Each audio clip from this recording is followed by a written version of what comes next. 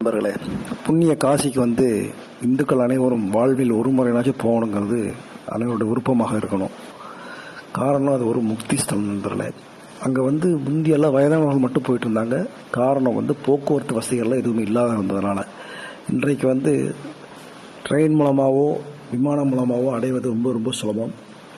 தங்குறதும் பெரிய விஷயம் கிடையாது. பல்வேறு வசதிகள் இருக்கின்றன. அப்புறம் அங்கே போய் தரிசனம் பார்க்கறது ரொம்ப ரொம்ப சாதாரணமான விஷயம். நம்ம மற்ற திருப்பதி அங்கெல்லாம் இருக்கிற மாதிரிலாம் எந்த பிரச்சனையும் கிடையாது. காசி விஸ்வநாதரை சும்மா ஒரு அடி பக்கத்தில், ஒரு 2 அடி பக்கத்தில் நம்ம எல்லாரும் போய் தரிசனம் பண்ணலாம்.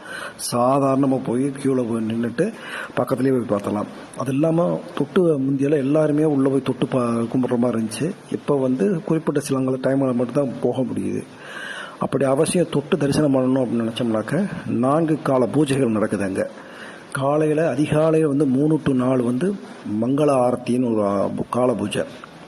மத்தியானம் 11 to 12 மிட் டே போக ஆரத்தின்னு நடக்குது.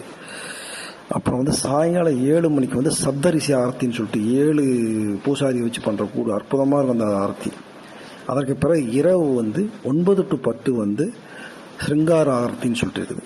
இந்த 4 ஆரத்திக்கு ஆன்லைன்லேயே காசி விஸ்வநாதர் டெம்பிளுடைய ஆன்லைன் போர்ட்டலில் புக் பண்ணோம்னாக்க ரொம்ப சாதாரணமாக உள்ள பக்கத்துலேயே உட்காந்து தரிசனம் பார்த்துட்டு தொட்டு கும்பிடலாம். நண்பர்களே, அவசியம் போயிட்டு வாங்க.